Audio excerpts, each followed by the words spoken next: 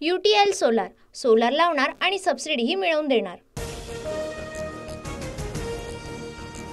येत्या 10-15 दिवसांमध्ये आचारसंहिता लागणार। विधानसभा निवडणुकांच्या पार्श्वभूमीवर मंत्री गिरीश महाजनांचं मोठं वक्तव्य। 5 ऑक्टोबरपर्यंत आचारसंहिता, तर नोव्हेंबरच्या 10 ते 12 तारखेला निवडणुका लागतील। शिंदे गटाचे आमदार भरत गोगावले यांचा दावा। आचारसंहिता लागणार असल्यामुळे महाविकास आघाडी महायुतीमध्ये बैठकांचा सिलसिला। विधानसभा निवडणुकीच्या जागा वाटपावरील चर्चांना वेग।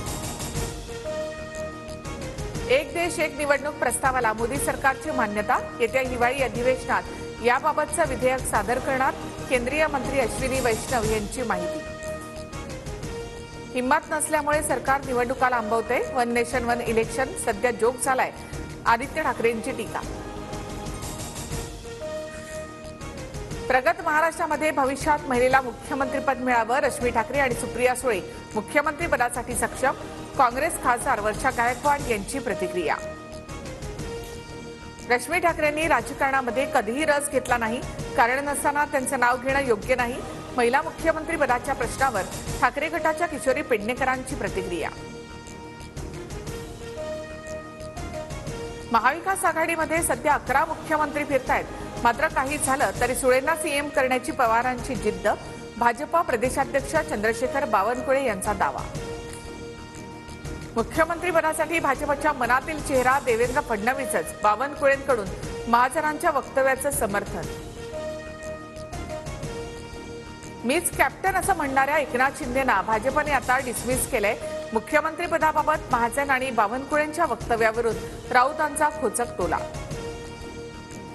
केवळ महिला मुख्यमंत्री होऊन प्रश्न सुटणार नाहीत, अजितदादाच मुख्यमंत्री झाले पाहिजेत, रुपाली चाकणकरांची मागणी।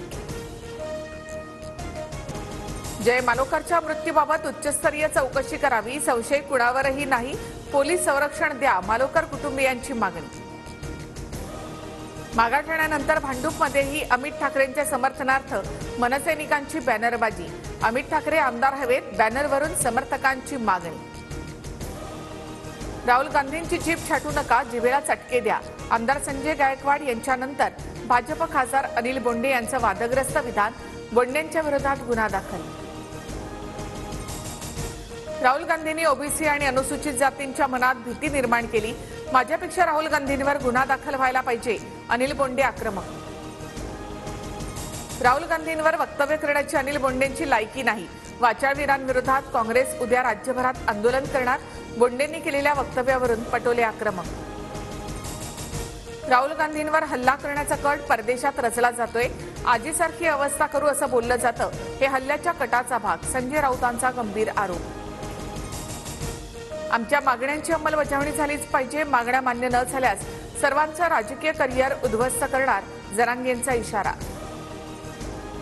नवी मुंबईच्या महापे MIDCमध्ये राज्यातील पहिल्या सेमीकंडक्टर प्रकल्पाचं उद्घाटन। मुख्यमंत्री उपमुख्यमंत्र्यांची उपस्थिती। प्रकल्पामुळे 12,000 कोटींची गुंतवणूक। राहुल गांधींनी चैत्यभूमीवर जाऊन माफी मागावी।